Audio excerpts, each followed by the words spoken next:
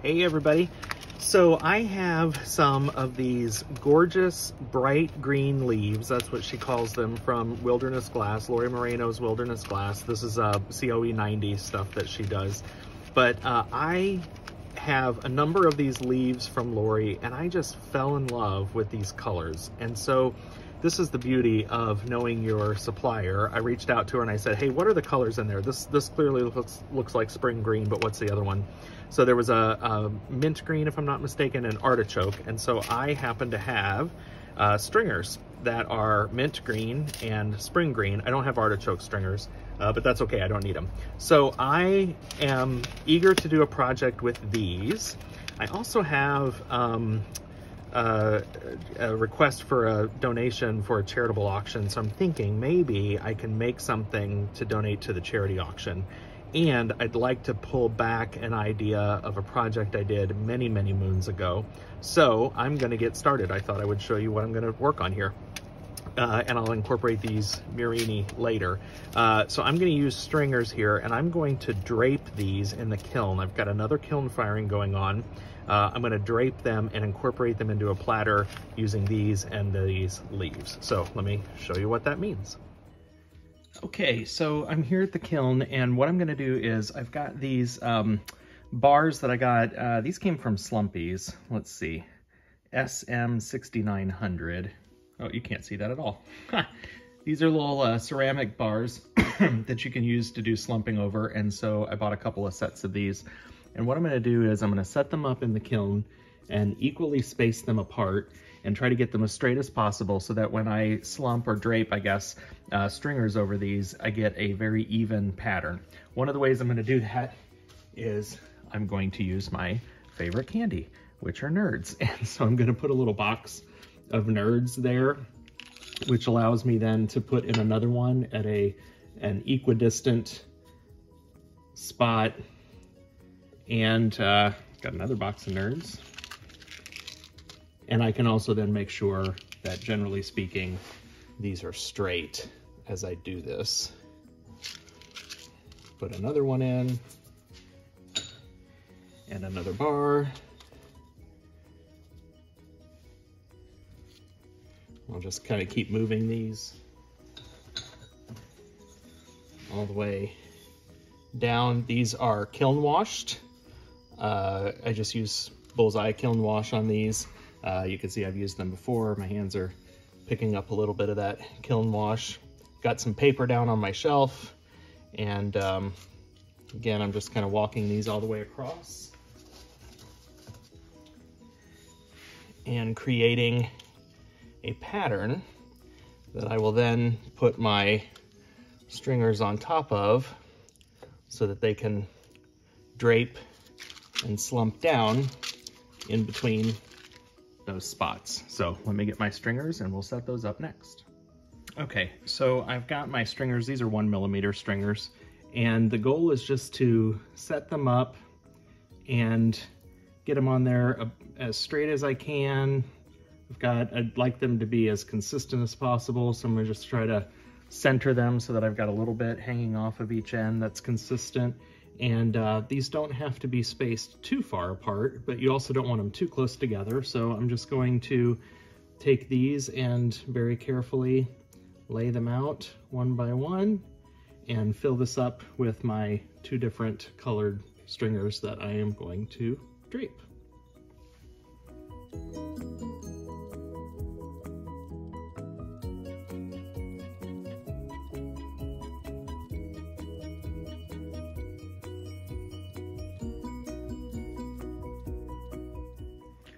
Okay, so I've got them set up in here. I'm going to fire the kiln. Now I have some other pieces that are going in that have a specific firing schedule that's gonna take, let's see, I'm gonna go up to about 1400 and hold for about 15 minutes. It's kind of a good, decent contour fuse.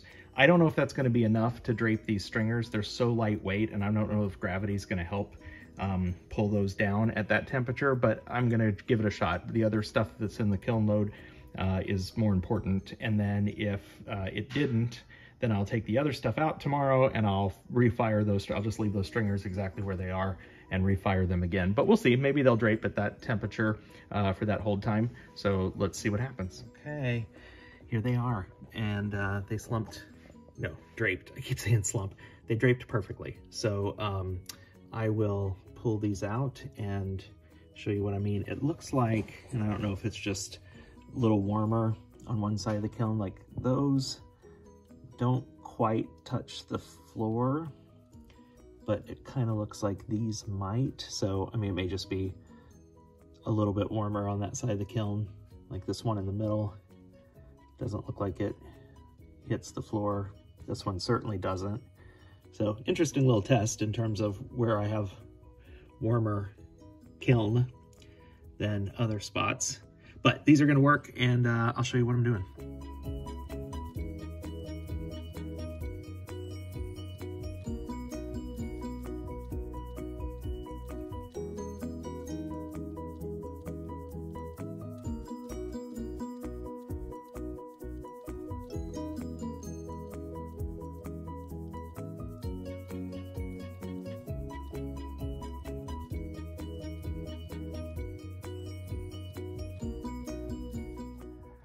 Okay, what you saw me doing there, a lot of the pieces that I got from Lori, you know, she usually sells cane that you chop yourself, but I had begged her for some extra leaves, and so she very kindly, probably shouldn't say this, but she pulled from her personal stash to give me some additional leaves. And so what you saw me doing, hers were cut relatively thick, and for this piece I want kind of a thinner, thinner piece. So what I was doing was I was just using my chopper here, I was trying to position the leaf in there to the best that I could, and take some of these thicker ones, kind of stick it in there, and then give that a hard chop. Sometimes they broke in half and sometimes they did not, and that's okay because I want to show you. So I'm keeping everything. There's no waste here.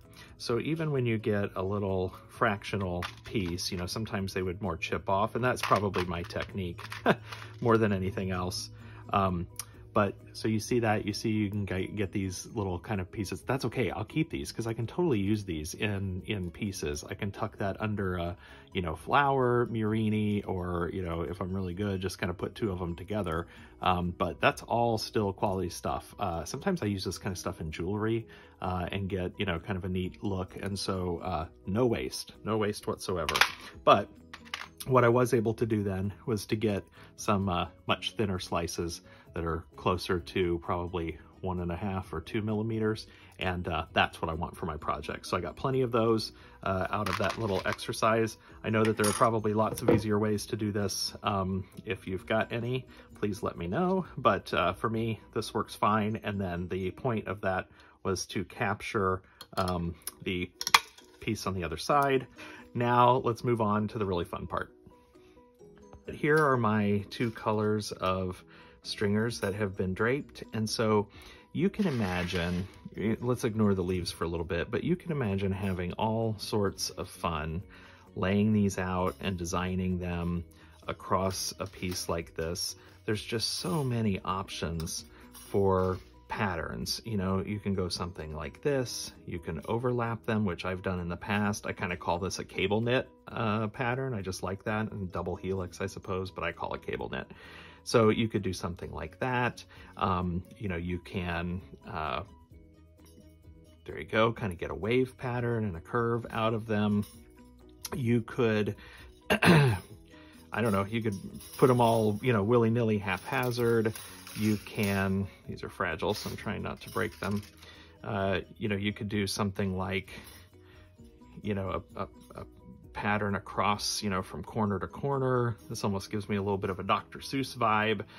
So lots of options for something like this. And what I think I'm going to do, or at least what I had in my head, let's see if I end up doing what I was originally thinking.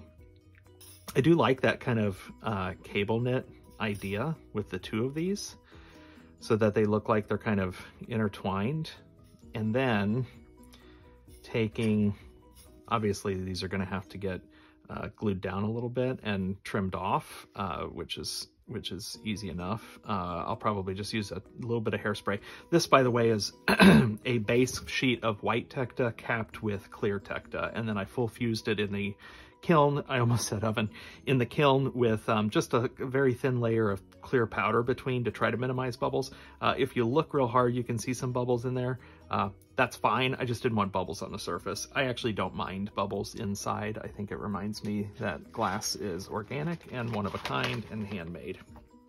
So what I was thinking was then taking the leaves here and kind of, whoops, boy, that went kind of crazy. Just having them wind up my, you know, vines that I'm creating. And so I could go kind of any different direction, totally willy-nilly on these, or I could kind of make all the leaves point the same direction as if they're growing up. I don't know, I'm kind of inclined to do that. But this is fun, so you can kind of see just where I'm going with this, and I thought this would be kind of a neat look. I'm going to play with these a little bit. So here's what my process is going to look like. I'm not going to film probably all of this, but I'm going to get a really good visual here once I've decided that, you know, this is the best portion and this is the best, you know, look and overlap and kind of exactly where I want it. I'm just going to take my Sharpie marker and I'm just going to mark at the line here at the edge of what's going to be my platter where I'm going to want to make my cut marks, and then I'm just going to use my nippers. You know, super easy to use nippers to break these stringers in kind of a precise location. I'll put them back down. I will very carefully tack them down with just a dot of hairspray to kind of keep them in place, get that dry, and then I'll start to place my leaves. And kind of the same thing, I'm just gonna very lightly tack them with hairspray, more or less, just so I can get over to the kiln. So I'll go ahead and do that now, and you can watch and see what comes of this.